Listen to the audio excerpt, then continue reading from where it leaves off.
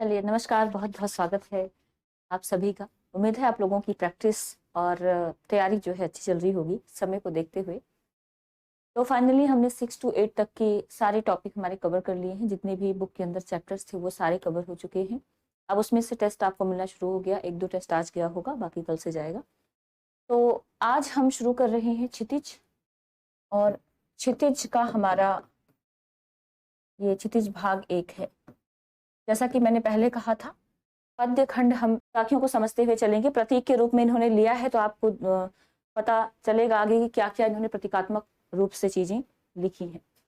पहला इनकी जो साखी है, साखी का मतलब होता है साक्षी। ध्यान रखेंगे, साक्षी शब्द से बना है, इसको साखी भी कहा जाता है। साखी, साखियां, साखी या साक्षी। साक्षी क्या होता है? जो आपकी आंखों के सामने, साक्षी मतलब आपकी आंखों के सामने घटित हुआ हो, जो आपने स्वयं महसूस किया हो, स्वयं देखा हो, है ना। तो यहां से जो है आपका शुरू होता है। कहते हैं मान सरोवर सुभर जल, हंसा के लिकराही, मुक्ता फल मुक्ता चुगे, अब उड़ी अनत न जाए। तो थोड़ा सा पहले मीनिंग देखेंगे। मान सरोवर, मान सरोवर आप जानते हैं कैलाश में एक जगह है। मान सरोवर क्या है? यहाँ पर प्रतीक आपको दिखाई देगा। मान सरोवर कहते हैं कैलाश में एक जगह है, बहुत ही पवित्र स्थल है वो। और वहां पर हमेशा जो हंस हैं वो तैरते रहते हैं, उसमें क्रीड़ा करते रहते हैं। ठीक है, तो क्रीड़ा करते हैं। अब वहां पर क्रीड़ा करते हुए वो वहां पर मोतियां चुगते हैं। उसके अंदर कहते हैं कि मतलब मोती कहने का मतलब कि अमृत रूपी मोती उनको प्राप्त होता है। उसको चुगते रहते हैं, उसमें बड़ा आनंद उनको अनुभव होता है। उसको छोड़कर कहीं जाते नहीं है। तो यहाँ पर दो चीजें लीजिएगा। मानसरोवर सुभर, सुभर का मतलब होता है स्वच्छ। जो मानसरोवर का जल है वो बहुत ही, मानसरोवर क्या है? एक पवित्र स्थल। आगे हम बात करेंगे क्या क्या प्रतीक है। अभी एक सामान्य सा अर्थ समझिएगा। गहरी बात होती है, जो अर्थ आपको दिखाई देगा वो अर्थ वास्तव में होता नहीं है। तो कहते हैं मानसरोवर बहुत ही स्वच्छ जल है, जहां पर हंसा केली कराहे मतलब करता रहता है क्या? क्रीड़ा। जहां पर हंस हमेशा क्रीड़ा या खेलता रहता है, क्रीड़ा करता रहता है। और मुक्ता फल मुक्ता चुगे, मुक्ता फल क्या है? मोती रूपी फल को चुगता है। मोती रूपी फल को उस मानसरोवर में जो हंस है वो स्वच्छंद भाव से, मुक्ता का मतलब यहाँ पर क्या है? स्वच्छंद भाव से, क्योंकि वहां पर उसको कोई रोक टोक नहीं है। स्वच्छंद भाव से वो मोती रूपी फल को चुगता है। अब उड़ी अनत न जाए, अनत मतलब कहीं और, अन्यत्र, कहीं और या फिर अन्यत्र। तो जो मानसरोवर में पवित्र, हाँ, सुभर को स्वच्छ या पवित्र भी कह सकते हैं। वैसे पवित्र स्थल मानसरोवर को कहा जाता है, स्वच्छ जल होता है, इसका बड़ा पवित्र जल माना जाता है। तो मानसरोवर के पवित्र जल में, स्वच्छ जल में हंस क्रीड़ा करता रहता है और उस मानसरोवर के अंदर मुक्ता रूपी यानी मोती रूपी फल को खाता है, चुगता है। और उसमें उसको बड़ा आनंद आता है, क्योंकि वो स्वच्छंद रूप से वहां पर विचरण कर रहा है। उसको कोई वहां पर दुविधा नहीं है, कोई रोक टोक नहीं है। अब क्योंकि उसको कोई रोक टोक नहीं है, स्वच्छंद है, तो वहां पर ही उसने अपना वास कर लिया है और उड़ के अब कहीं और नहीं जाता है। तो इसका कहने का भाव क्या है कि जो इंसान है,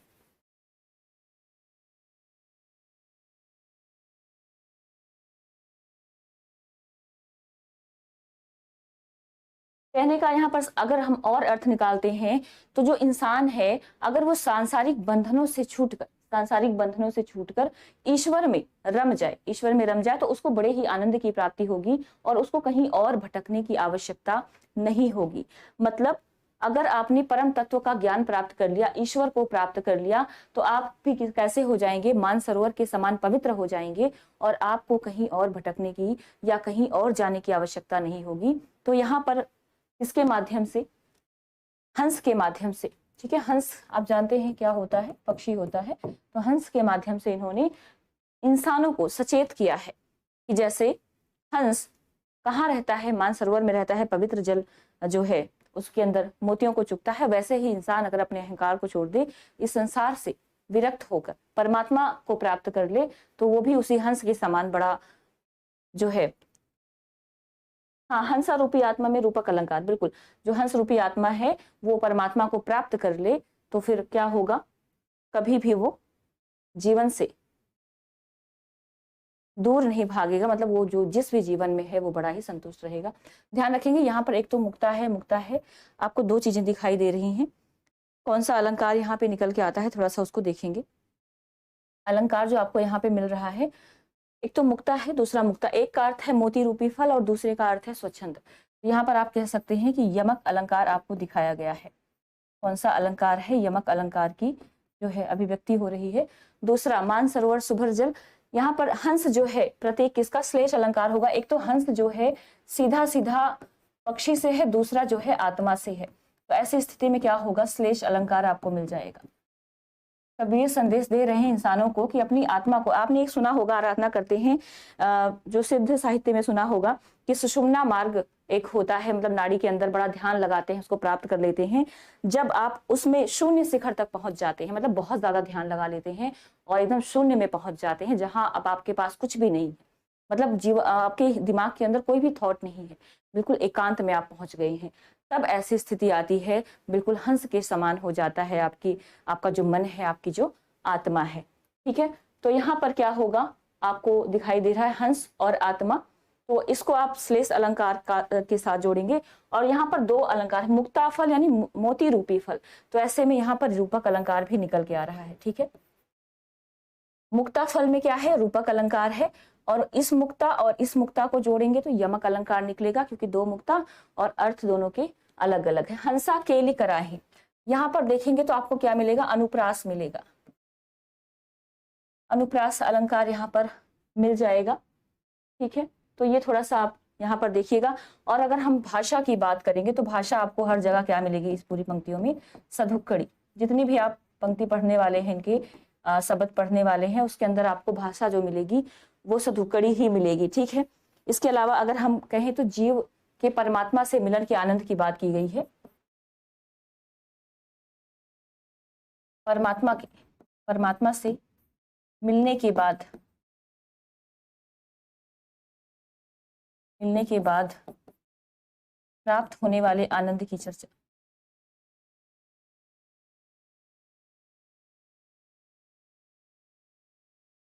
प्राप्त होने वाले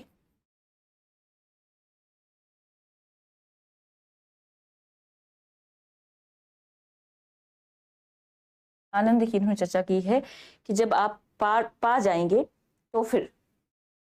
और दूसरा आप कह सकते हैं सांसारिक मोह माया को छोड़ने का यहाँ पर संदेश दिया गया है। यहाँ पर मुक्ता में आपको अनुप्रास, देखो आप एक ही शब्द में एक से ज्यादा अलंकार आप पढ़ते हैं ना, उभय अलंकार। उभय अलंकार क्या होता है, एक साथ आपको शब्द अलंकार और अर्थ अलंकार दोनों ही नजर आ जाते हैं।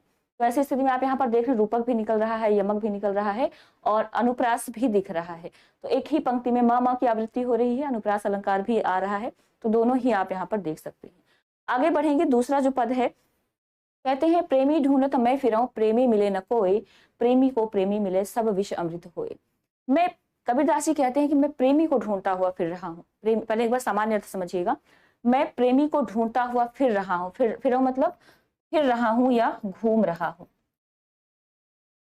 मैं प्रेमी को ढूंढता हुआ घूम रहा हूं या फिर रहा हूं, लेकिन मुझे प्रेमी कोई नहीं मिला, कोई भी प्रेमी नहीं मिला। अगर प्रेमी को, एक प्रेमी को दूसरा प्रेमी मिल जाए तो सारा जो विष है वो किस में बदल जाएगा, अमृत में बदल जाएगा, यानी जो भी दुख है वो सब किस में चला जाएगा, सुख में परिवर्तित हो जाएगा। अब आते हैं इसके गूढ़ जो मतलब है उस पर। कहते हैं प्रेमी को मैं ढूंढत फिरम, मतलब क्या है यहाँ पर, परमात्मा। यहाँ पर प्रेमी से तात्पर्य क्या है, परमात्मा से है। कहते हैं कि मैं परमात्मा को हर जगह ढूंढता फिर रहा हूं, लेकिन मुझे कहीं पर भी परमात्मा मिला नहीं। ठीक है, अब देखो एक प्रेमी, यहाँ पर दूसरा प्रयोग किया गया है, प्रेमी को प्रेमी मिले।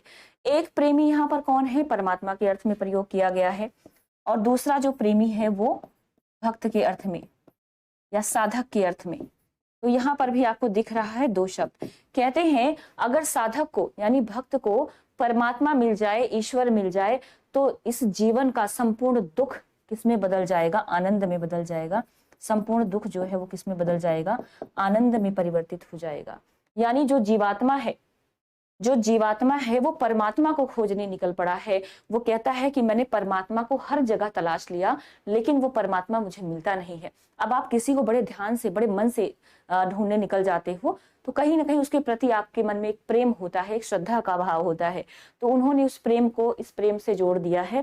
कहते हैं परमात्मा को ढूंढने के लिए मैं हर जगह फिर रहा हूँ, लेकिन इस जीवात्मा को वो परमात्मा कहीं भी नहीं मिला। कहीं पर प्रेमी ने मिले ना कोई, मतलब कोई भी कहीं भी उनको प्रेमी मिला नहीं, यानी परमात्मा मिला नहीं। अगर ऐसा हो जाए कि उस साधक को, यानी उस प्रेमी रूपी साधक को परमात्मा रूपी प्रेमी मिल जाए, तो जीवन का संपूर्ण दुख जो है वो आनंद में बदल जाए। अब दुख आनंद में बदलने का तात्पर्य क्या है कि अगर आप ईश्वर को प्राप्त कर लेंगे तो ये दुनिया जो है आपके लिए बिल्कुल तटस्थ हो जाएगी, आपके भाव तटस्थ हो जाएंगे। अब कुछ भी हो, कैसी भी परिस्थिति हो, आपको कुछ भी फील नहीं होगा। ठीक है,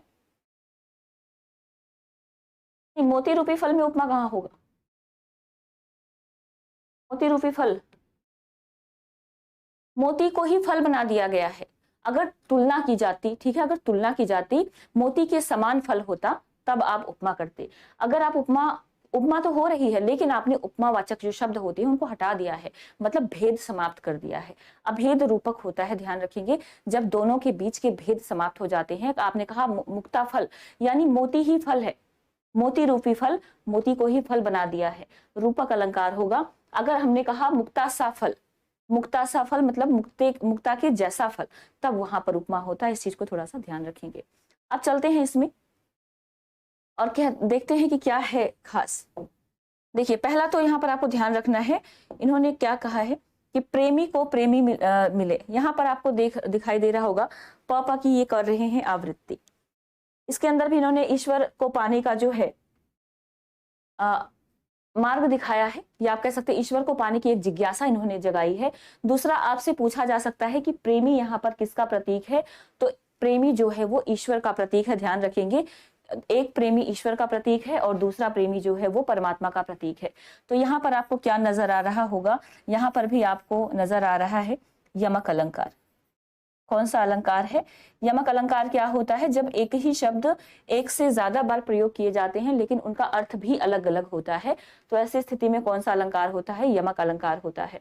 ठीक है, तो प्रेमी किसका प्रतीक है? अब एक पंक्ति यहाँ पर आपको पहली वाली दे दी गई है, पहली वाली पंक्ति दे दी गई है और इसको अंडरलाइन कर दिया गया है, या फिर इसको अंडरलाइन कर दिया गया है। आपसे पूछा गया कि इन पंक्तियों में प्रेमी किसका प्रतीक है, तो ऐसी स्थिति में आप थोड़ा सा ध्यान देंगे। अगर पहले वाला प्रेमी है तो वहां पर भक्त, यानी कि ईश्वर भक्त का प्रतीक प्रेमी माना गया है। अगर दूसरे प्रेमी पर अंडरलाइन किया हुआ है या कुछ भी ऐसा सवाल बनता है, तो ये परमात्मा का प्रतीक है। इस प्रतीक को थोड़ा सा आप ध्यान रखेंगे। हाँ, मोती जैसा फल, अगर मोती जैसा फल होता, नहीं मोती जैसा फल नहीं, मोती रूपी फल है ये। प्रकाश अलंकार भी आप इसको कह सकते हैं, लेकिन पुनरुक्ति प्रकाश अलंकार जब होता है तो आपको लगातार, जैसे आप द्वंद्व समास पढ़ते हैं, ध्यान रखेंगे, पुनरुक्ति प्रकाश में क्या होता है? द्वंद्व समास होता है। कहने का मतलब लगातार, जैसे आपने कहा कि मैं यहाँ पर लिखती हूँ प्रेमी प्रेमी, अगर यहाँ पर सिर्फ प्रेमी प्रेमी होता, प्रेमी प्रेमी होता, यानी पुनरुक्ति हो रही, पुनः उक्ति हो रही, लेकिन आपने यहाँ पर देख लिया प्रेमी को बीच में संबंध भी दिखा दिया गया है, तो ऐसी स्थिति में आपका पुनरुक्ति प्रकाश नहीं होगा। थोड़ा सा इसको भी समझते हुए चलेंगे। ठीक है, चलिए।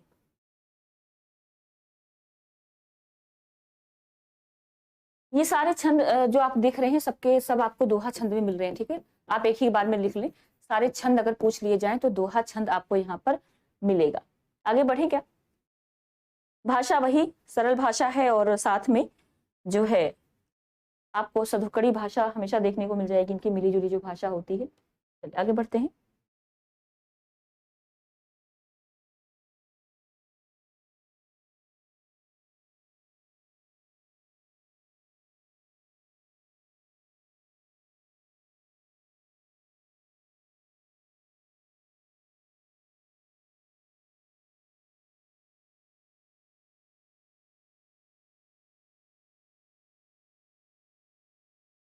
अगली पंक्ति में कहते हैं हस्ती चढ़िए ज्ञान को सहज दुलीचा डारी, ज्ञान रूप संसार है भूकन दे झकमारी।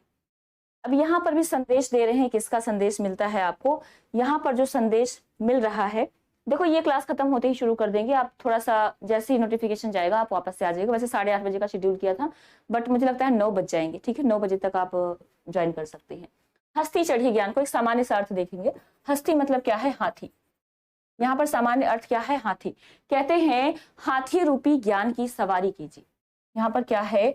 हाथी चढ़ने का मतलब, अब देखो ज्ञान को ही क्या बना दिया है? हाथी बना दिया है, कोई भी अंतर नहीं दिखाया है इन्होंने। तो आप क्या अर्थ निकालेंगे? जब कोई डिफरेंस ना नजर आए, मतलब कोई तुलनात्मक शब्द नजर ना आए, तो ऐसी स्थिति में आपको समझ जाना चाहिए कि आप जो उपमेय है वही उपमान, मतलब उपमेय को ही उपमान बना दिया गया है, ठीक है। अब दोनों के बीच में कोई अंतर रह नहीं गया है।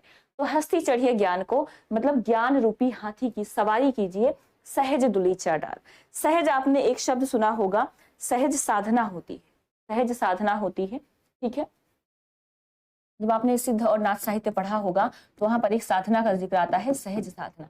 तो कहते हैं सहज साधना रूपी दुलीचा। दुलीचा मतलब क्या होता है? जो आप बिछौना बिछाते हैं हाथी के ऊपर। आप जानते हैं जब हाथी किसी भी हाथी घोड़े के ऊपर चढ़ते हैं तो उसके ऊपर कुछ बिछाया जाता है बैठने के लिए। अच्छा, जब आप उस पर बैठ जाते हैं तो बड़े आराम से, मतलब उसका कुछ नाम होता होगा, अगर आप कोई बता पाए उसका नाम क्या होता है जिसको जिसको बिछाया जाता है। तो कहते हैं ज्ञान रूपी हाथी की सवारी कीजिए और सहज साधना रूपी बिछौना उस पर बिछाइए। मतलब यहाँ पर भी आप दो अर्थ निकाल। सहज मतलब होता है बहुत आसान, एक आसान सा अपने लिए जो थोड़ा सा इजी हो, वो आप दुलीचा गलीचा बिछा सकते हैं। लेकिन दूसरा अर्थ जो निकलता है ज्ञान के संदर्भ में, वो सहज साधना रूपी गलीचा आपको बिछाना है। स्वान रूप संसार है। कहते हैं ये जो संसार है ये कुत्ते की तरह है। संसार को क्या बताया है इन्होंने? कुत्ते के समान बताया है। तो स्वान रूप संसार है, ये जो संसार है वो कुत्ते के समान है। भूकन विझक मार। आप देखते हैं अगर हाथी जा रहा होता है तो पीछे से बहुत सारे कुत्ते भौंकते हैं, और इस पर एक बहुत अच्छा मुहावरा भी बना दिया गया है कि हाथी अपनी चाल में चलता है और कुत्ते भौंकते रहते हैं।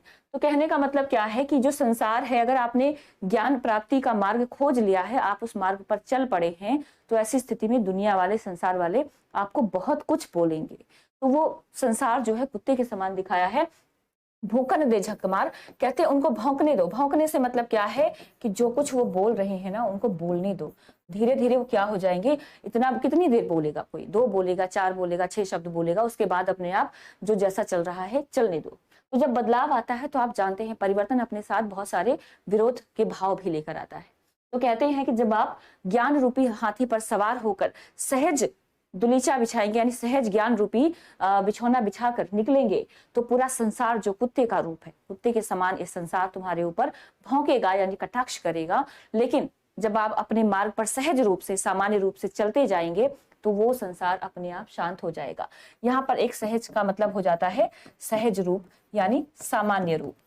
भाई आप नॉर्मल होकर सामान्य रूप से चलते जाइए। जैसे हाथी चला जाता है उसको कुछ असर नहीं पड़ता है, वैसे भी आप भी आराम से चले जाइए, अपने ज्ञान के साथ आगे बढ़िए। आप कुछ भी यहाँ पर, हाँ मचान कह सकते हैं, कालीन या मचान, ठीक है। तो यहाँ पर आपको प्रतीक भी बहुत सारे पूछे जा सकते हैं। हस्ती जो है किसका प्रतीक है, या इसका अर्थ क्या है? तो हाथी है, ध्यान रखेंगे, ठीक है। यहाँ पर भी आपको रूपक अलंकार ही मिलेगा क्योंकि अंतर समाप्त कर दिया है। हाथी और ज्ञान के बीच कोई अंतर नहीं रहा है। वैसी स्थिति में क्या होगा, यहाँ पर आप लिखते जाइएगा, यहाँ पर आपको मिलेगा रूपक अलंकार, ठीक है। स्वान रूप संसार है, यानी कुत्ते का रूप है। ये जो संसार है किसके समान बताया गया है? कुत्ते का समान बताया गया है। यानी कि आप कह सकते हैं संसार में जो व्यक्ति अपने आप को ज्ञानी मानते हैं ना, उन पर एक तरह से कटाक्ष किया गया है। संसार के ज्ञानियों पर अच्छा बोलेगा कौन? जो अपने आप को ज्ञानी समझेगा। भाई मेरा ज्ञान तुमसे ज्यादा है, तो अपने ज्ञान का प्रदर्शन करने के लिए कुत्ते की तरह वो भौंकेगा। तो आप कह सकते हैं जो संसार के अपने आप को ज्ञानी समझने वाले लोग हैं ना, उन पर इन्होंने कटाक्ष किया है। ज्ञानी समझने वाले लोगों पर एक कटाक्ष मतलब होता है आप कुछ ऐसे शब्द बोले जो उनको कहीं ना कहीं उनकी जो है बातों से, या आपकी बातों से वो कहीं ना कहीं प्रभावित हो, उनको एहसास हो कि शायद आपने कुछ गलत बोल दिया है, ठीक है। दूसरा आप यहाँ देख पा रहे होंगे अहंकार को भी छोड़ने की बात की गई है, सहजता का व्यवहार। तो आपको सहज शब्द के 2 अर्थ निकालने हैं। जब आप सामान्य रूप से चल रहे होंगे तो सामान्य अर्थ निकलेगा, लेकिन जब आप ज्ञान रूपी हाथी पर सवार होंगे तो सहज जो है, सहज साधना रूपी आपको गलीचा मिल रहा है। तो ऐसी स्थिति में यहाँ पर आप श्लेष अलंकार की जो है आवृत्ति कर सकते हैं। चलिए आगे बढ़ेंगे। भाषा वही है हमारी सधुकड़ी, दोहा छंद का इन्होंने किया है प्रयोग। और बाकी अलंकारों पर आप थोड़ा सा ध्यान रखते हुए चलेंगे, आगे बढ़िएगा। कहते हैं पखा पखी के कारण सब जग रहा भुलान, निरपख होय के हरि भजे सोई संत समान। तो पखा पखी क्या है? पक्ष और विपक्ष। ये क्या है? पक्ष और विपक्ष। अच्छा, यहां पर आप बताइएगा, यहां पर आपको समास मिलेगा। कहते हैं पखा पखी के कारण, ये पक्ष और विपक्ष के कारण, कारण मतलब कारण ही सब जग रहा भुलान, सारा जग, पूरा संसार जो है वो भ्रमित है। भुलान का मतलब क्या है? पूरा संसार जो है वो भ्रमित हो गया है पक्ष और विपक्ष के कारण। निरपक्ष होय के हरि भक्त, जो व्यक्ति निरपक्ष मतलब निरपक्ष, निरपक्ष है ना, आप इसको ऐसे भी लिख सकते हैं या आप इसको ऐसे भी लिख सकते हैं। जैसे यहाँ पर हम जो करेंगे निरपक्ष ही करेंगे।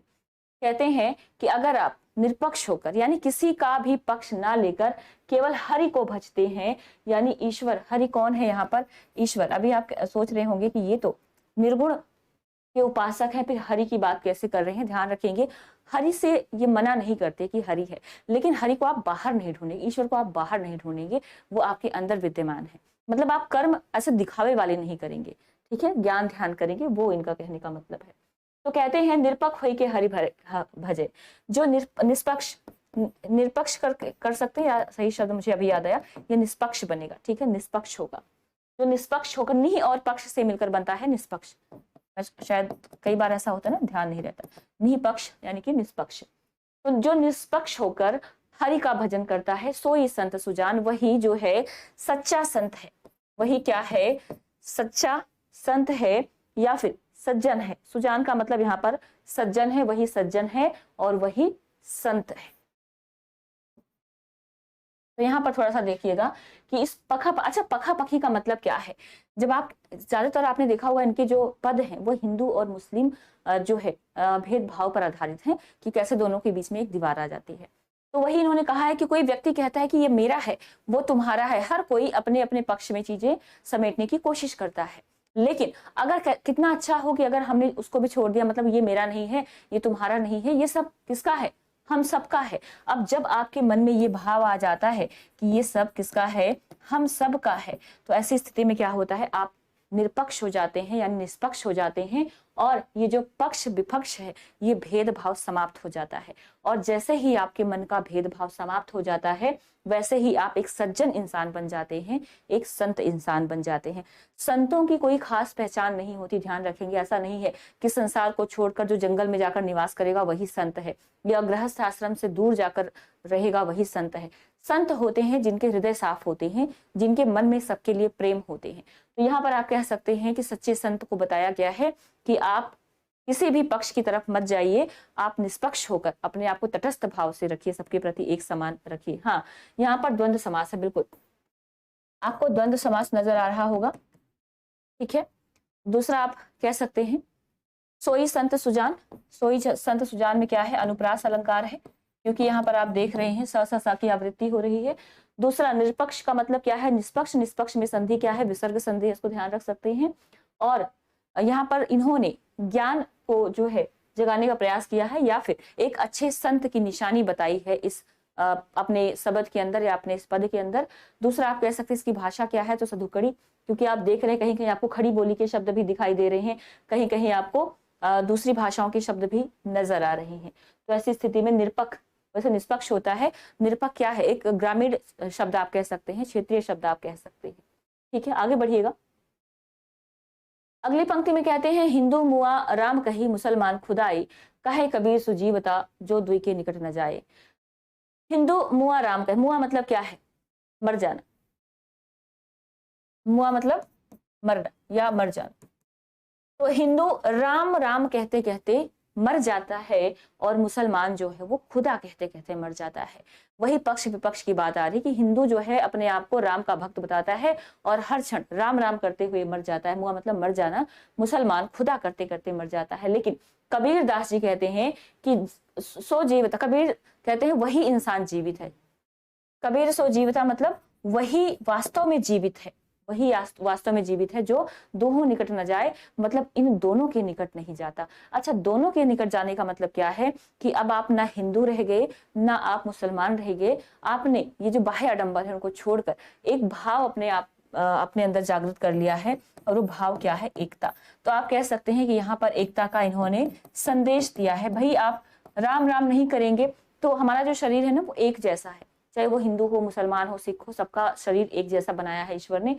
हमें अंतर कहाँ दिखाई देता है? अपनी वेशभूषा हम कुछ इस तरह से धारण करते हैं, धार्मिक स्थलों पर जाते हैं, कुछ क्रियाकर्म ऐसे करते हैं जिसको देखकर लगता है ये हिंदू है, ये मुस्लिम है। तो जब आप ये सारी चीजें छोड़ देंगे ना, हिंदू और मुस्लिम करना छोड़ देंगे, तो आप एक सिर्फ इंसान रह जाएंगे।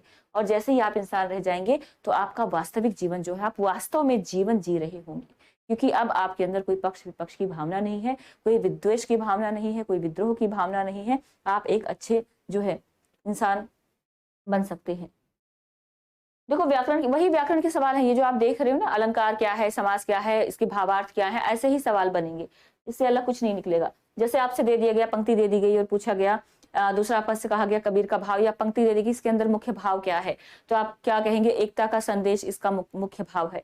तो पंक्तियों से तो ऐसे ही सवाल बनेंगे। थोड़े से सवाल कबीर जी से बन सकते हैं, तो कबीर को आप देख लेना। बाकी इसके अंदर कोई भी शब्द दे दिया जाता है या पूछा जाता है, जैसे मुआ का मतलब क्या है, कई बार अर्थ भी सीधे पूछ लिया जाता है, या इन पंक्तियों का भावार्थ क्या हो सकता है, इनका उद्देश्य क्या है, एकता का संदेश देना जो है इसका उद्देश्य है। तो ये सारी चीजें आपको यहाँ पर देखनी पड़ेंगी। पंक्तियों से जो ज्यादातर सवाल बनते हैं ना, या तो वो रस से बनेंगे, अलंकार से बनेंगे, या कई बार समाज से भी सवाल बन जाते हैं, या भाव से सवाल बन जाते हैं। तो यहाँ पर छंद से भी बन जाते हैं। छंद में आप देखेंगे सारे दोहा छंद में है, ऐसे सवाल निकलेंगे। हाँ, जो भगवान में भेद न माने। ठीक है, आगे बढ़े। जो दोनों के निकट न जाने का मतलब क्या है कि किसी भी कर्म कांड में अपने आप को शामिल ना करे, ना हिंदू रह जाए ना मुस्लिम रह जाए। कहते हैं काबा फिर काशी भया, राम ही भया रहीम, मोट चून मैदा भया, बैठ कबीरा जीम। यहाँ कहने का मतलब क्या है? वही बात हिंदू और मुस्लिम कह सकते हैं आप, हिंदू मुस्लिम एकता की बात की गई है, हिंदू मुस्लिम एकता की बात यहाँ पर भी की गई है। हिंदू मुस्लिम एकता की बात करते हुए नजर आते हैं। बड़ी इंटरेस्टिंग कहानी भी इनकी आपने पढ़ा होगा। क्यों ये दोनों पक्षों पर बात करते हैं? क्योंकि जन्म हिंदू परिवार में हुआ, इनका पालन पोषण मुस्लिम परिवार में हुआ। अब आप देखते हैं वो हिंदू वाली करे या मुस्लिम वाली करे, जन्म को अपनाए या कर्म को अपनाए, तो बहुत सारी दुविधा भी हो सकती है। इसलिए इनके मन में एक भाव उत्पन्न हुआ होगा कि सब एक जैसे तो हैं, क्यों अंतर करना? तो वहीं से एक विद्रोह की जो भावना है सामाजिक मान्यताओं के प्रति उत्पन्न होती है। कहते हैं काबा फिर काशी भया, रामे भया रहे। काबा क्या होता है? काबा बेसिकली आप देखते हैं एक पवित्र स्थल, मुसलमानों का पवित्र स्थल, और मंदिर क्या होता है? हिंदुओं का पवित्र स्थल। तो कहता है काबा फिर काशी भया, मतलब काबा और काशी में अगर आप जाते हैं, काबा फिर काशी भया मतलब क्या है यहाँ पर कि आपने काबा और काशी के भेद को समाप्त कर दिया है, दोनों में कोई भेद अब नहीं है। तो काबा और काशी दोनों में घूमकर दोनों के भेद को अगर आप समाप्त कर देते हैं तो राम ही भया रहीम, तो राम और रहीम के बीच का जो एक भेद है वो भी समाप्त हो जाएगा। भया मतलब होना, तो राम क्या हो जाएंगे? रहीम हो जाएंगे। कहने का मतलब है राम और रहीम के बीच का भी भेद समाप्त हो जाएगा। और मोट चून मैदा भया, आप मोट चून का मतलब क्या है? आटा। आप जानते हैं आटा जो है थोड़ा सा मोटा पिसता है, अगर आटे को थोड़ा सा आप और पीस देते हैं तो थोड़ा बारीक हो जाता है, वो क्या बन जाता है? मैदा बन जाता है।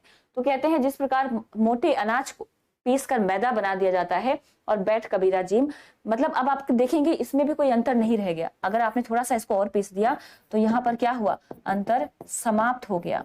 तो कहते हैं जिस प्रकार आटे से मैदा बन जाता है, कोई भेद नहीं रह जाता है। और बैठ कबीरा जिम, जिम मतलब खाना, उसको कबीर जो है बैठकर आराम से खाते हैं। खाने का मतलब क्या है कि अब ना राम का अंतर रह गया, ना रहीम का अंतर रह गया, तो बचा कौन? एक परमात्मा। और उस एक परमात्मा का कबीर आराम से सुमिरन कर सकते हैं, भजन कर सकते हैं। खाने का मतलब यहाँ पर एक तरह से आप कह सकते हैं कि दोनों के बीच का अंतर समाप्त करने की बात की गई है। अगर काबा और काशी एक हो जाएंगे, राम रहीम एक हो जाएंगे, तो बिल्कुल उसी प्रकार आप उनका आनंद ले पाएंगे। क्योंकि अब मेरे और तुम्हारे, अब आप ये नहीं कहेंगे मैदा नहीं खाना, मैदा जो है बहुत हेल्दी फूड नहीं होता, या जो है आटा जो है बहुत हेल्दी फूड होता है, थोड़ा मोटा होता है, दोनों बना तो एक ही चीज से है। अब यहाँ पर देखिएगा कैसे एकात्मकता की बात की गई है। आटा और मैदा दोनों किससे बने हैं? गेहूं से बने हैं। तत्व एक है, तो कहने का मतलब क्या है? ईश्वर एक है, बनने वाला जो तत्व है वो एक है, तो ईश्वर एक है। तो ऐसे में दोनों के अंदर हम भेद क्यों करें? अगर आप दोनों का भेद समाप्त कर देते हैं तो आप देखेंगे कि दोनों का जो है एकीकरण हो जाता है। ठीक है, आप यहाँ पर कह सकते हैं अद्वैतवाद को बढ़ावा दिया है इसके अंदर। विशेष में क्या आपको लिखना है? इन पंक्तियों में कौन सा दर्शन आपको नजर आता है? तो दर्शन अगर पूछ लिया जाए तो अद्वैतवाद, क्योंकि अब द्वैतवाद क्या होता है? जब आत्मा परमात्मा अलग अलग होते हैं, लेकिन भेद आपने समाप्त कर दिया तो अद्वैत, जो द्वैत नहीं है, यानी अब केवल एक ही ईश्वर की बात हो रही है। तो इन पंक्तियों के अंदर इन्होंने अद्वैतवाद का संदेश दिया है, इसको थोड़ा सा आप ध्यान रखेंगे। और राम रहीम काबा काशी में अभेद जो है कर दिया है। ठीक है, कोई भेद इन्होंने बताया नहीं है। और दूसरा एकता का संदेश तो है ही है, एकता का संदेश। यहाँ से दर्शन आप याद रखेंगे, किस दर्शन को यहाँ पर प्रतिपादित किया गया है? तो अद्वैतवाद को। आगे बढ़िएगा।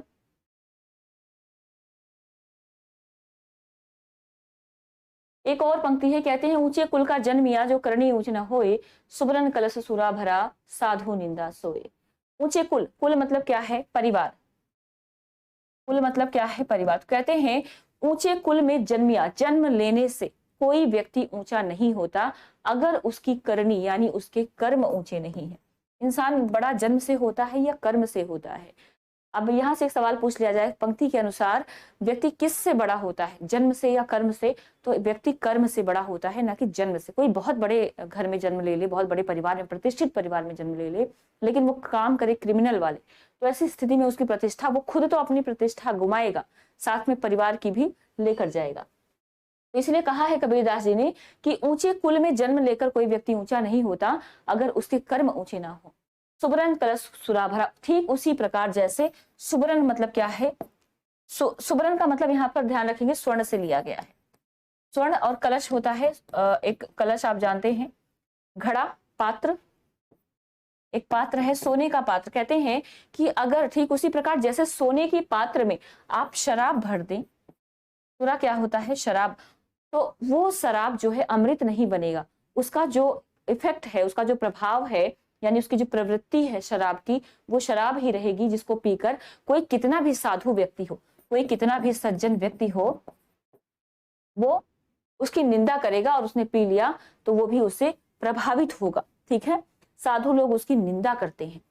साधु लोग भी क्या करते हैं? साधु निंदा सोई मतलब उसकी। कहते हैं कि अगर कितनी भी सुंदर सोने के बर्तन में आपने शराब भर दी तो वो अमृत नहीं बनेगा, शराब ही रहेगा, और उसकी निंदा साधु लोग भी करते हैं। आप उनके सामने रख दे ले जाकर कि भाई बहुत अच्छा ये बर्तन है, इसके अंदर कुछ रखा हुआ है, आप पी लीजिए, तो वो नहीं पिएंगे, क्योंकि उनको पता है इसके अंदर क्या है?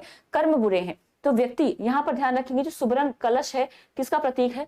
यहाँ पर कुल के साथ इसको संबंधित करिएगा। और जो व्यक्ति है जिसने कर्म अच्छे नहीं किए हैं, वो किसके समान है? उस घड़े के समान है जिसके अंदर उस सुरा के समान है जो घड़े के अंदर भरा हुआ है। तो आप हमेशा कर्म अच्छे करें। और परिवार जो है, हाँ, सोने का घड़ा, बिल्कुल स्वर्ण सोने का घड़ा। तो कुल का जन्मिया, यहाँ पर आपको अलंकार दिख रहा होगा अनुप्रास, और इसके अलावा आप देख पा रहे होंगे जो करनी ऊंच ना होए, उदाहरण अलंकार है ना, उदाहरण देकर इन्होंने समझाया है। ठीक वैसे ही जैसे सोने के घड़े में शराब भरने से वो अमृत नहीं बन जाता, तो एक तरह से आप कह सकते हैं उदाहरण अलंकार यहाँ पर आपको दिखाई दे रहा है। भाषा वही है हमारी सधुक्कड़ी, और यहाँ पर अगर हम बात करेंगे दो दोहा छंद का प्रयोग किया गया है, तो ये कुछ विशेष बातें जिनको आपको ध्यान रखना है। कुल को किसके साथ दिखाया गया है? सोने के घड़े के साथ। ठीक है, ये तो हो गई हमारी जो पंक्तियां थी, शब्द था। यहाँ पर ध्यान रखेंगे अहंकार से छूटने की भी बात की गई है। आगे बढ़ेंगे और इनका एक जो है पद हमें देखना है। कितना टाइम हो गया? पीजीटी की भी क्लास होनी थी, तो थोड़ा सा फास्ट चलेंगे।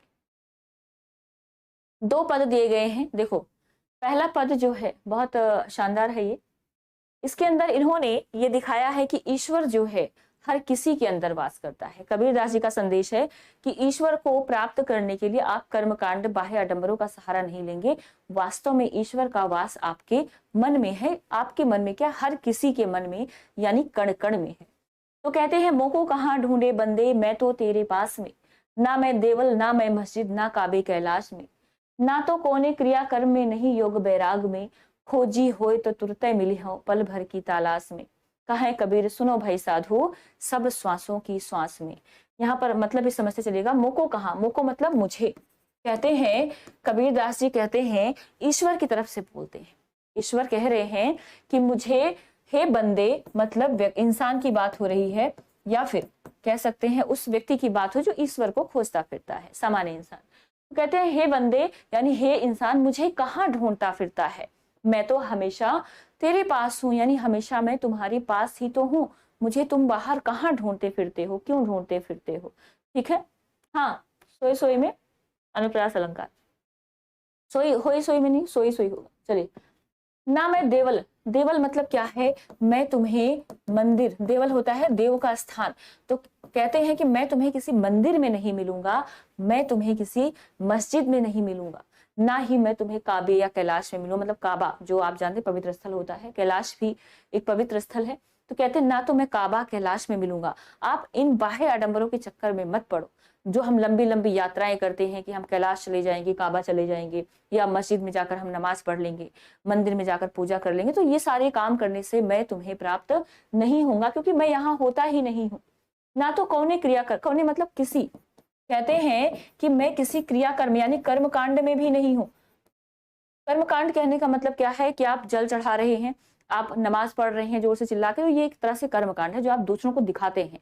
कर्मकांड बेसिकली आप इससे रिलेट कर सकते हैं कि हर वो चीज जो आप करते हैं और सामने वाला उसको देख रहा होता है, और कुछ आप ऐसा करें जिसको किसी को भनक ना लगे। आप कहीं पर भी बैठे हैं, सुमिरन कर रहे हैं, सामने आपके मन में क्या चल रहा है वो कोई नहीं देख पाएगा। ठीक है। तो किसी भी कर्म कांड में मैं आपको नहीं मिलूंगा, नहीं योग बैराग में। आप कितना भी योग कर लो, कितना भी बैरागी हो जाओ, कितना भी वैराग्य धारण कर लो, घर बार छोड़ दो, फिर भी मैं तुम्हें नहीं मिलूंगा। चलिए, तो कुछ भी कर लो भाई, मैं तुम्हें मिलने वाला नहीं हूं। खोजी होए तो तुरते मिली हो। खोजी कौन होता है, जो मतलब मन लगाकर खोज करने निकल पड़ा। आप चाहते हो कि मुझे ये चीज चाहिए, तो आप पूरी मतलब 100% आप उसको उस पर अपना देना चाहोगे। आप कहते हैं बड़े खोजी प्रवृत्ति के व्यक्ति हैं, मतलब जिज्ञासु आप कह सकते हैं। अगर आप वास्तव में जानना चाहते हैं, कहते हैं खोजी हुई तो तुरते, अगर कोई वास्तविक मतलब वास्तव में मुझे प्राप्त करना चाहता है, जिज्ञासु है मेरे प्रति, तो मैं उसको तुरंत मतलब तुरंत मिल जाता हूँ। मैं उसको तुरंत मिल जाऊंगा, पल भर की तलाश, एक क्षण भी नहीं लगेगा। पल भर मतलब क्या है भाई, एक क्षण, एक सेकंड भी नहीं लगेगा। एक सेकंड की तलाश में, एक क्षण की तलाश में मैं उसको तुरंत मिल जाऊंगा। लेकिन शर्त क्या है कि वो एक सच्चा खोजी होना चाहिए, मतलब दिल से वो मुझे खोजने निकला हो। कहे कबीर सुनो भाई साधो, कबीर दास जी कहते हैं कि हे संतों, कहे कबीर सुनो भाई साधो। साधो का मतलब जब लेंगे तो संतों से, वो हमेशा संतों को संबोधित करते हुए बात करते हैं। तो कहते हैं कि हे संतों सुनो, मैं तो सभी श्वासों की श्वास में हूँ। मतलब श्वासों की श्वास का मतलब क्या है कि हर किसी की सांस सांस में बसा हूं मैं। ठीक है। श्वासों की श्वास कहने का मतलब कि मैं हर व्यक्ति में हूँ, हर इंसान में हूँ, सबकी सांसों में बसा हुआ हूँ। मुझे बाहर कहाँ ढूंढते फिरते हो। तो एक बार इसको देखिएगा कि मोको कहाँ ढूंढे बंदे, मैं तो तेरे पास में। हे व्यक्ति, हे इंसान, मुझे कहाँ ढूंढता फिरता है, मैं हमेशा तेरे पास में हूँ। नहीं, मैं तो मंदिर में नहीं हूँ, मस्जिद में भी नहीं हूँ, काबा कैलाश में भी तुझे नहीं मिलूंगा। किसी भी कर्म कांड में कुछ भी कर लो, योगी हो जाओ, बैरागी हो जाओ, फिर भी मैं तुम्हें कहीं नहीं मिलूंगा। लेकिन अगर तुम सच्चे खोजी हो, सच्चे दिल से मुझे खोजना चाहते हो, तो मैं तुम्हें मिलने में एक क्षण भी नहीं लगाऊंगा, एक मिनट भी नहीं लगाऊंगा। और कबीरदास जी कहते हैं कि ईश्वर क्यों एक क्षण नहीं लगाएगा, क्योंकि आप बाहर जाओगे, समय लगेगा। एक बार मन में झांक कर देखिए, अपने मन में झांक कर देखिए, आप देखेंगे कि आपकी जो सांसें चल रही है ना, वो किससे जुड़ी हुई है, परमात्मा से जुड़ी हुई है। ये सांसें सीधे किससे जुड़ी हैं, परमात्मा। परमात्मा ने डोरी काट दी, आप तुरंत इस दुनिया से चले जाएंगे। कहने का मतलब ये है कि हर सांस में परमात्मा बसा हुआ है, हर सांस में परमात्मा है। यहाँ पर थोड़ा सा ध्यान रखेंगे, क्या इन्होंने विशेष अगर हम देखें तो क्या बात इन्होंने कही है। आपको अनुप्रास अलंकार मिलेगा, मैं तो तेरे पास में। यहाँ पर आप देखेंगे त काबा कैलाश में अनुप्रास अलंकार मिलेगा, इसको आप क्रिया कर्म कौने क्रिया कर्म में अनुप्रास अलंकार मिल जाएगा। इसके अलावा श्वासों की श्वास से क्या मतलब है कि हर सांस में, यहाँ से ये सवाल बनने लायक है कि श्वासों की श्वास से क्या तात्पर्य है कि ईश्वर हर किसी के अंदर है, हर किसी की सांस में बसा हुआ है। तो सीधा यहाँ पर इन्होंने ईश्वर प्राप्ति का एक मार्ग दिखाया। अगर पूरी पंक्ति में एक भाव निकल के आता है तो एक तो बाह्य आडंबरों का इन्होंने विरोध किया है, दूसरा ईश्वर प्राप्ति का एक सहज मार्ग बताया है कि आपको ईश्वर कहाँ मिलेंगे, आपके अंदर मिलेंगे, आपको कर्म कांड करने की जरूरत नहीं है। क्रिया कर्म, क्रिया और कर्म, यहाँ पर आपको एक समास नजर आएगा और जिसको हम कहते हैं द्वंद्व समास। ठीक है, चलिए आगे बढ़ेंगे। ये छंद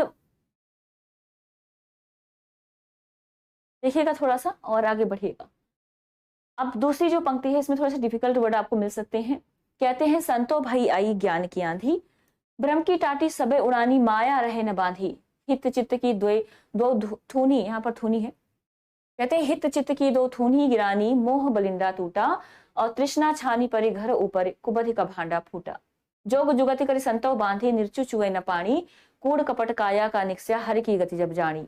आंधी पीछे जो जल बूठा, प्रेम हरिजन भीना, कहे कबीर भान के प्रकटे, उदित भया तम खीना। तो एक बार हम इसका भी मतलब समझते होते हैं। चलिए,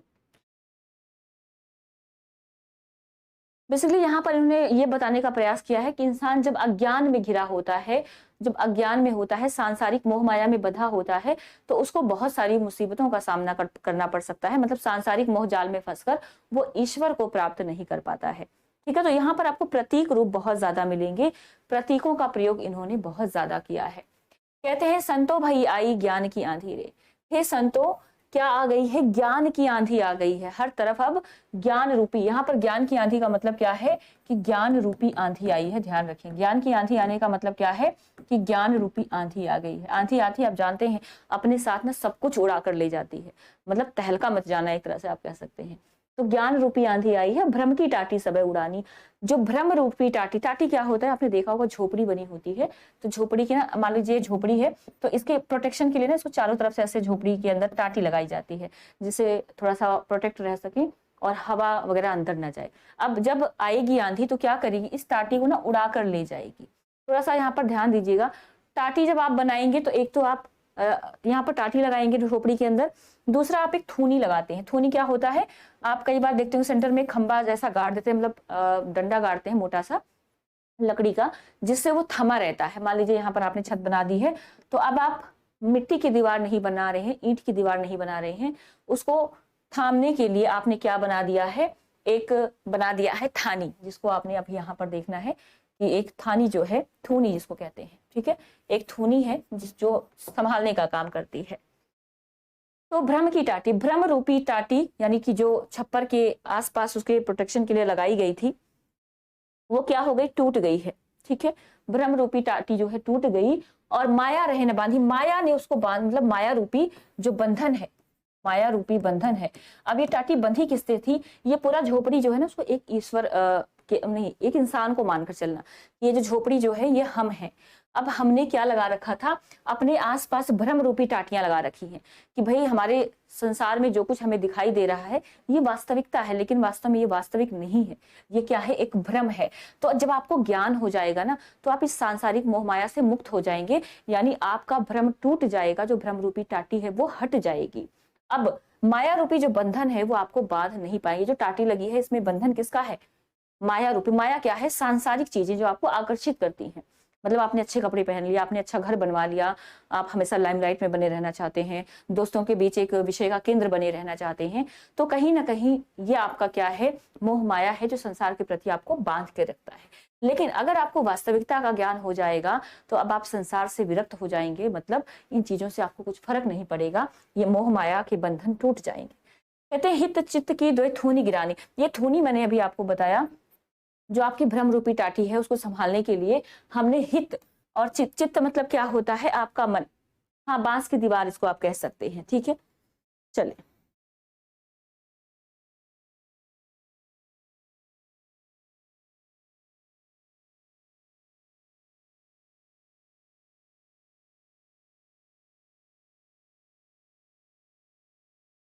तो यहाँ पर हित चित्त दो अवस्थाओं से लिया गया है। एक तो आपकी बाह्य अवस्था, ठीक है, किससे है, आपकी बाह्य अवस्था है, और एक चित्त आपकी आंतरिक अवस्था है। बाह्य अवस्थाएं क्या है, जैसा आप बाहर से दिखाने की कोशिश करते, एक होता है आपकी मनोस्थिति, जो आपकी मानसिक स्थिति होती है। तो इनको दिखाने के लिए, मतलब इस टाटी को बनाने के लिए आप इन दो की थूनी लगाते हैं, मतलब सहारा देते हैं। थूनी बेसिकली क्यों लगाया जाता है, सहारा देने के लिए लगाया जाता है। अब आपका जब आपको ज्ञान रूपी आंधी आएगी आपके अंदर, तो क्या हो जाएगा, ये थूनी जो है गिर जाएंगी, और मोह रूपी बलिंदा, बलिंदा कहा गया है बेसिकली एक ऐसा सपोर्ट करने के लिए लगाया जाता है, ठीक है, उसके लिए प्रयोग किया गया है मोटी लकड़ी। ये छप्पर की आप कह सकते हैं मोटी लकड़ी होती है। तो किसी ने अगर छप्पर देखा होगा तो आपको रियलाइज हो रहा होगा, आप थोड़ा सा इमेजिन कर पा रहे होंगे कि वास्तव में मैं किस चीज की बात कर रही हूँ। तो छप्पर के ऊपर भी एक मोटी लकड़ी लगाई जाती है, तो उसको बलिंडा कहा जाता है। तो कहते हैं मोह रूपी बलिंडा, यहाँ पर रूपक अलंकार ही आपको दिखाई दे रहा होगा, मोह रूपी बलिंडा, यानी कि छप्पर की जो मोटी लकड़ी थी ना वो भी टूट गई। यानी अब संसार के प्रति आपका जो एक मोह था, एक बंधन था, वो पूरी तरह से समाप्त हो गया है। कहते हैं तृष्णा छानी पर घर ऊपर। तृष्णा क्या होता है, कुछ पानी की प्यास। तृष्णा वैसे प्यास होती है, लेकिन जब तृष्णा होती है ना, ये प्यास पानी वाली नहीं होती है, ये प्यास होती है कुछ पानी की, कुछ और ज्यादा पानी की, मतलब सांसारिकता में फंसने की, आप कह सकते हैं सांसारिकता में फंसने की आपके अंदर ना एक प्यास जो है होती है। लेकिन जब आपका छप्पर, छानी मतलब क्या है यहाँ पर, छप्पर। अब मान लीजिए आपको ज्ञान की प्राप्ति हो गई, अब ये जो आपका छप्पर अज्ञानता रूपी छप्पर है, कैसा छप्पर है ये, अज्ञानता रूपी छप्पर है, वो गिर जाएगा, तो जो तृष्णा आपके अंदर है सब कुछ पाने की, वो सब क्या हो जाएगा, समाप्त हो जाएगा। और कुबुद्धि का भाटा फूटा, मतलब आपके अंदर जो कुबुद्धि है, कुबुद्धि का किसका प्रतीक माना गया है, कुबुद्धि मतलब होता है कि बुरी बुद्धि। आपका जो मन है ना, वो ईश्वर को पहचान नहीं पा रहा है, संसार में भटका हुआ है, तो इस कुबुद्धि यानी बुरी बुद्धि से आपका जो है पीछा छूट जाएगा, आपका भांडा फूट जाएगा, मतलब आप वास्तविक ज्ञान में आ जाएंगे। जोग जुगत कर संतो बांधी निर्चु चुवलपुर। कहते हैं कि जो संत होते हैं ना, बड़े जुगाड़ के साथ इसको बांधते हैं। जुगाड़ करने का मतलब, जोर जुगत मतलब बहुत ही जोर जतन के साथ जुगाड़ करके इसको बांधते हैं, जिसमें अज्ञानता रूपी पानी नहीं छूता। निर्चु चुवे ना पानी, पानी क्या है, आप कह सकते हैं अज्ञान जो है इसका प्रतीक माना गया है। निर्चु मतलब एक बूंद भी, चुवे, चुवे मतलब चूना, एक बूंद भी पानी फिर वहां से चूता नहीं है। कूड़ कपट काया का निक्सा, इस शरीर का जितना भी काया कपट है, मतलब जितने भी छल कपट आपके अंदर भरे हुए होंगे, वो सब क्या हो जाएंगे, निकल जाएंगे, समाप्त हो जाएंगे। हर की गति जब जानी, जब आप ईश्वर को पहचान जाएंगे। हर की गति मतलब क्या है, ईश्वर को आप पहचान जाएंगे, ठीक है। चलिए, आंधी पीछे जो जल बूटा प्रेम हरिजन भीना। कहते हैं आंधी के पीछे, मतलब आंधी के पीछे कहने का मतलब क्या है कि जब आंधी समाप्त हो गई, ठीक है, जब आंधी मान लीजिए आकर समाप्त हो गई। यहाँ पर बूठा शब्द का इन्होंने प्रयोग किया है। बूठा का मतलब बिल्कुल बेसिकली बारिश से है। जल बूठा मतलब जल की बारिश, बारिश या बरसात।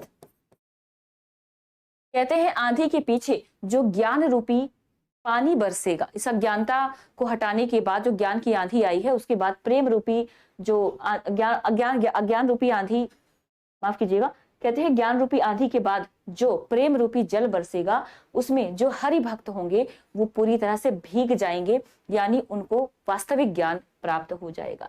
कहा है कबीर भान के प्रकटे उदित भयातम खीना। भान मतलब क्या है, बेसिकली भानु शब्द से लिया गया है, इसका मतलब क्या होता है, सूर्य। जिस प्रकार सूर्य के प्रकट होने से सारा अंधियारा समाप्त हो जाता है, रात्रि समाप्त हो जाती है, वैसे ही उदित भयातम खीना, यानी इस ज्ञान के प्रकाश से सारा अज्ञान समाप्त हो जाएगा।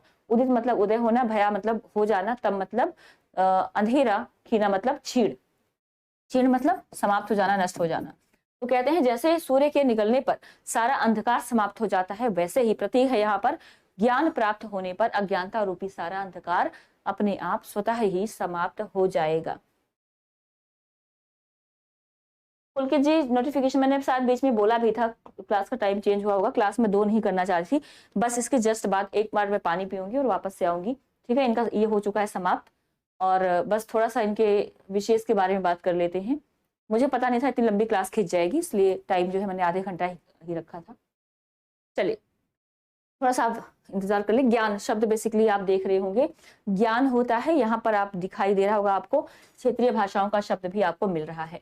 जोग जुगत, आप भी क्लास अटेंड करिए पुलकित जी, ऐसा कुछ नहीं है, पंक्तियां मिल जाती हैं तो इसमें भी ग्रामर के प्रश्न बनते हैं, कबीरदास जी वैसे भी इंपॉर्टेंट है, तो आप क्लास इसको भी अटेंड कर सकते हैं। जोगी जुगत में क्या है, अनुप्रास अलंकार है, ठीक है, अनुप्रास अलंकार आपको मिल जाता है। दूसरा रूपक अलंकार आपको बहुत मिलेगा। माया रूपी क्या है, जो है भ्रम की टाटी, भ्रम रूपी टाटी यहाँ पर है। ज्ञान रूपी आंधी, यहाँ पर क्या है, आपको रूपक मिल जाता है, रूपक अलंकार मिल जाता है। कुबुद्धि का भांडा फूटा, भांडा मतलब घड़ा होता है वैसे, ठीक है, कुबुद्धि का जो घड़ा, कुबुद्धि घड़ा रूपी यहाँ पर बताया गया है, इसमें भी आपको रूपक मिल जाता है।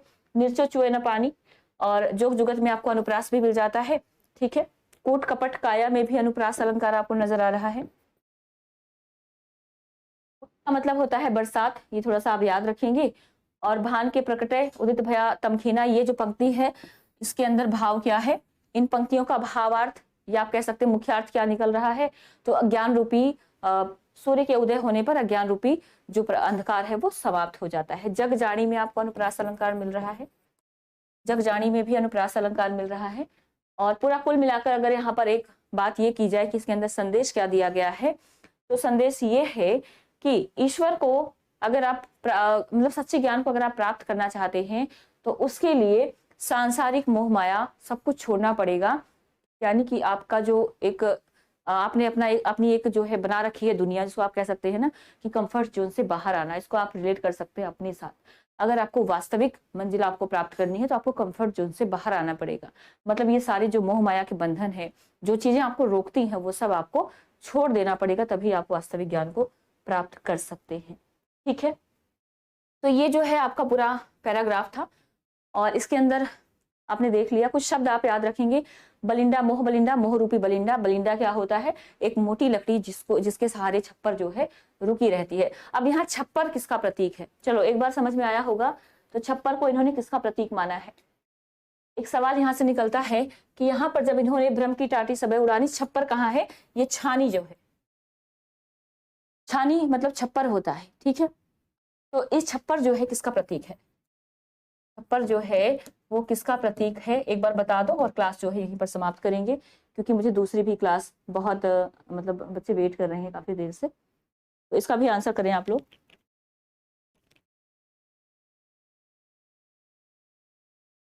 और क्लास को यहीं पर समाप्त करेंगे, ठीक है। बाकी इसको पढ़िएगा, इसके क्वेश्चंस आपको मिलेंगे जो आज टेस्ट अपलोड किया जाएगा। इसमें से आपको 2-3 सवाल मिलेंगे, और इसके पहले का जो चैप्टर है ना उसके भी जो आपने पढ़ा हुआ गद्य खंड का, प्रेमचंद वाला चैप्टर आपने पढ़ा, 2 बैलों की कथा, उसके अंदर से भी चैप्टर से प्रश्न मिलने वाले हैं। और 1-2 सवाल आपको जो मिलेंगे प्रेमचंद के फटे जूते, उसमें से सवाल मिलने वाले हैं, तो इसको चैप्टर को आप पढ़ लीजिएगा। छप्पर किसका प्रतीक है, अजान का। अरे भाई छप्पर मैंने ये बता दिया, इंसान, हम जो इंसान है ना पूरा पूरा छप्पर है, हमारे आसपास ये जो भ्रम लगा हुआ है टाटी है, ठीक है।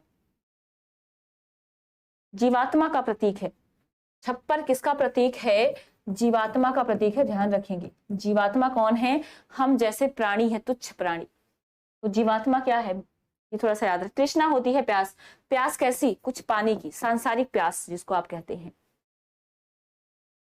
इसका पीडीएफ मिलेगा थोड़ी देर के बाद। ये पीडीएफ एक्चुअली मैं जो करवा रही हूँ, ये पीडीएफ अभी सेव नहीं हो पाएगी, मुझे दोबारा बनाना पड़ेगा। वैसे बुक में आप पढ़ना चाहें तो पढ़ सकते हैं, बाकी ऐसी वाली पीडीएफ आपको कल मिलेगी, कल संडे है, थोड़ा सा ये वाला काम करना है, ठीक है। 7-8 का भी टेस्ट, ठीक है, मैं उसका भी देती हूँ। चलिए अगली क्लास में